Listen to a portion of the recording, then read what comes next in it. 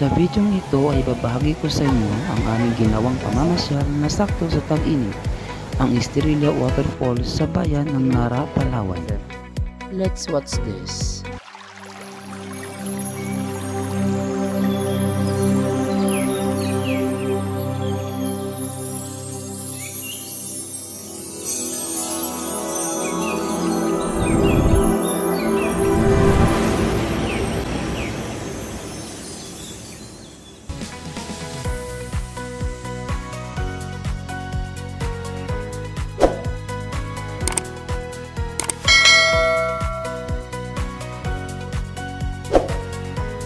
Ang Estrella Waterfalls ay maaari mong ilakbay halos 15 minutes mula sa St. Francis Xavier College.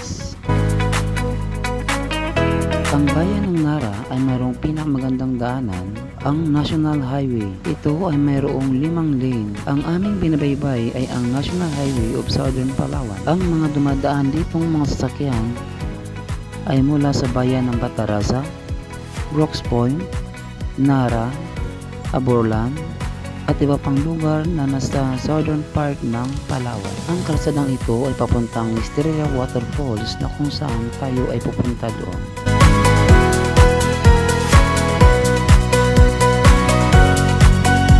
Titignan natin kung ano ang ating makikita.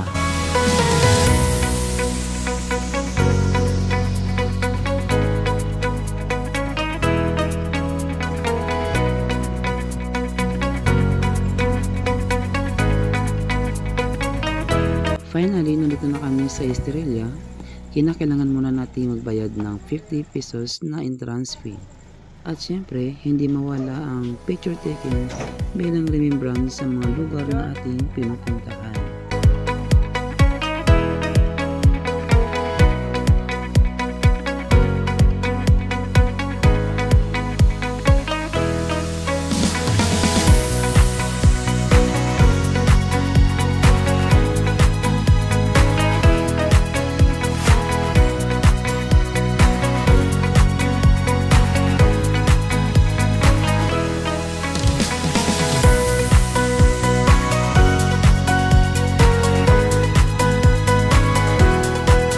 At ito na nga guys, tara samahan nyo nga kaming pasalan natin ang Estrella Waterfalls kung ano ang ating makikita sa napakagandang tanawin ng waterfalls na ito.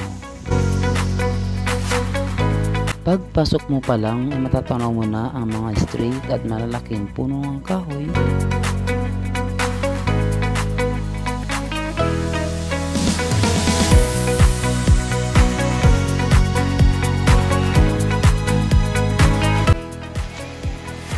Yung view ng Estrella Falls sa baba niya yung mga cottages dyan.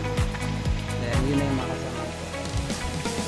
Then surrounded siya ng mga big trees. Napakaganda yung mga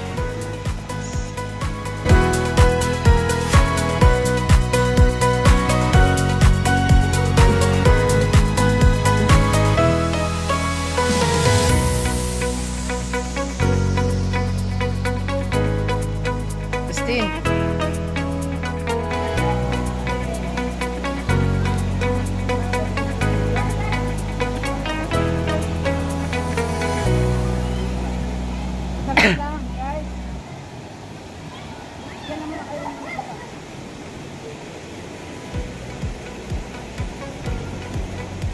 Doon kami doon lang.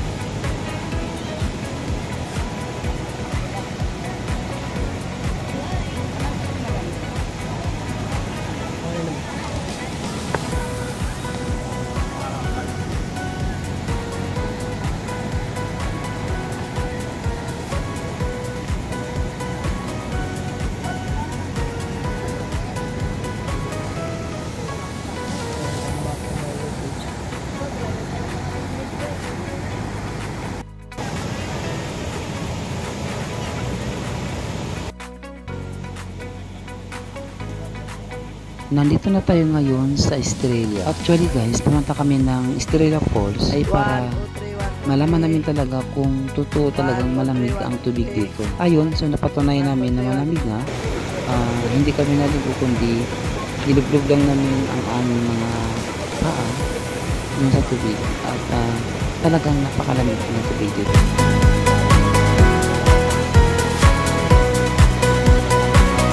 Ayun guys, nagtampisawan na ang aming mga kasamahan dahil sa gusto nila ma-experience ang lamig ng Estrella Waterfalls bago sila umuwi.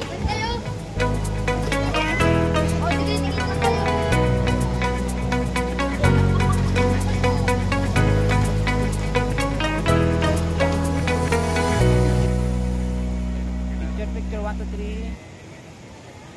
1, 2, 3. Ano makasama natin?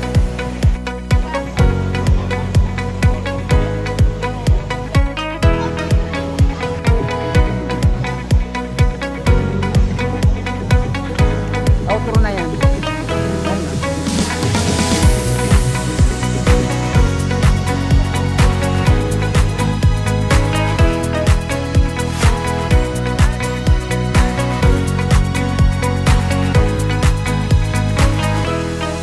Maliban sa malamig na tubig ng Estrella Waterfalls, meron dito mga wildlife animals na nasanay na rin sa mga turista.